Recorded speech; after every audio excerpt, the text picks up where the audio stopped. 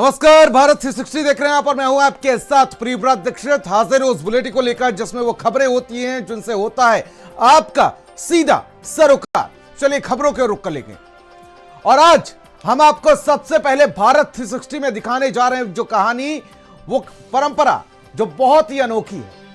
आज हम आपको बताएंगे उस अनोखी परंपरा के बारे में।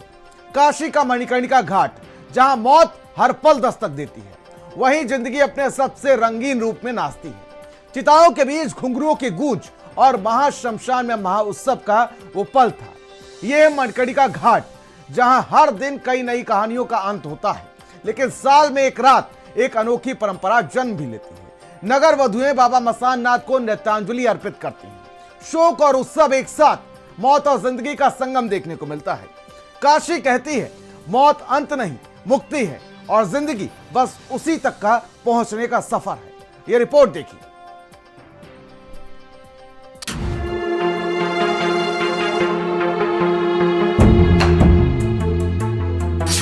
जहां मौत हर पल दस्तक देती है, वहीं जिंदगी रंगीन रूप में झूमती है।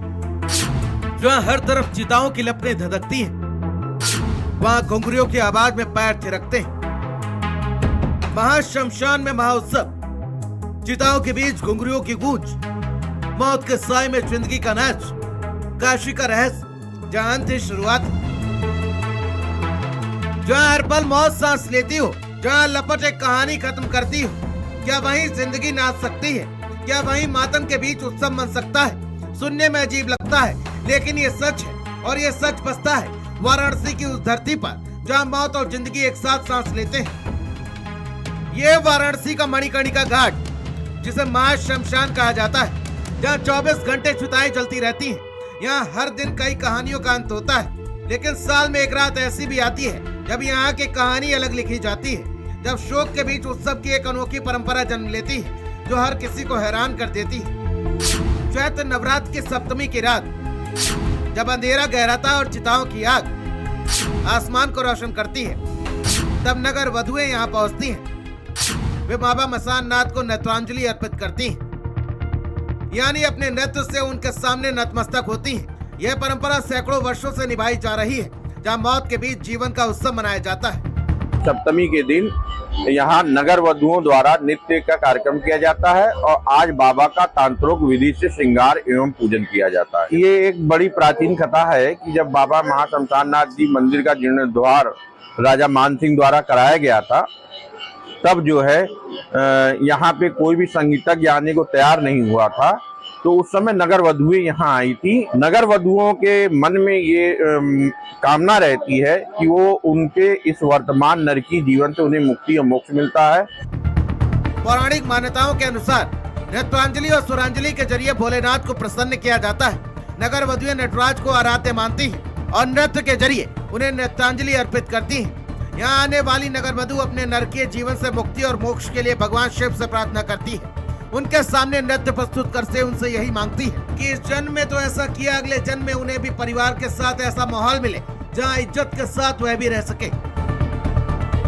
एक तरफ शोक में डूबे परिवार अपने प्रियजनों को अंतिम विदाई देते हैं, तो दूसरी तरफ उसी जमीन पर घुंघरुओं की झनकार गूंजती है। नगर वधुएं मानती है कि इस नृत्य से उनका अगला जन्म सुधर सकता है। ये दृश्य सिर्फ आंखों से नहीं, रूह से महसूस होता है। आपको अटपटा लग सकता है, लेकिन वाराणसी में महाश्मशान पे धधकती चिताओं के बीच में नृत्य की परंपरा एक बहुत ही पुरानी परंपरा है। दरअसल ये नगर वधुएं महाश्मशान पर चैत्र के नवरात्रि में इसलिए नृत्य करती हैं कि बाबा महाश्मशान प्रसन्न हो और उन्हें इस जन्म से मुक्ति दे। यानी ये जो नगर वधुओं के रूप में उनका जन्म हुआ है, अगले जन्म में वो नगर वधु के रूप में न जन्मे, एक अच्छा जीवन व्यतीत करें।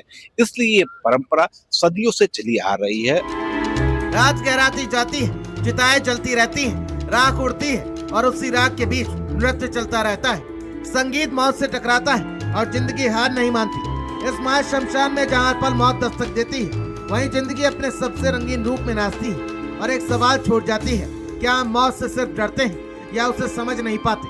क्योंकि काशी कहती है मौत अंत नहीं, मुक्ति है और जिंदगी बस उसी तक पहुंचने का एक सफर है। भारत समाचार के लिए वाराणसी से रोहित सिंह की रिपोर्ट।